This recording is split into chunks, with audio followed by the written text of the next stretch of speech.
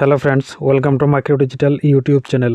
বন্ধুরা, আজকের এই ভিডিওতে আমি আপনাদের দেখাবো শুধুমাত্র একটি স্টেপ ফলো করে আমরা কিভাবে এমন বাঁকা তেরা ডকুমেন্টকে সোজা করতে পারি। আজকের এই ট্রিক্সটি আপনারা ফটোশপের যে কোনো ভার্সনেই অ্যাপ্লাই করতে পারবেন।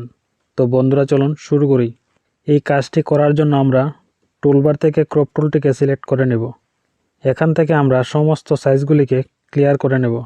এখন আমরা মাউস দিয়ে ড্র্যাগ করে ডকুমেন্টটির উপর এভাবে একটি সিলেকশন করে নেব। তারপর উপরের এই পার্সপেক্টিভ অপশনটিকে ক্লিক করে এইভাবে অন করে নেব। এবার ডকুমেন্টের সবগুলি কর্নারকে এইভাবে মাউস দিয়ে ড্র্যাগ করে ভালোভাবে মিলিয়ে নিব। ভালোভাবে মিলিয়ে নেবার পর আমরা কিবোর্ড থেকে এন্টারে প্রেস করে দেব। এবার দেখুন বন্ধুরা, কত সহজে শুধুমাত্র একটি স্টেপ ফলো করে আমরা এমন বাঁকা ডকুমেন্টটিকে সোজা করে দিলাম। আশা করি ভিডিওটি আপনাদের অনেক কাজে আসবে। ভিডিওটি ভালো লাগলে অবশ্যই একটি লাইক দিয়ে দেবেন। আর এমন আরও ইনফরমেটিভ ভিডিও পেতে আমাদের চ্যানেলটিকে সাবস্ক্রাইব করে রাখতে পারেন। ধন্যবাদ।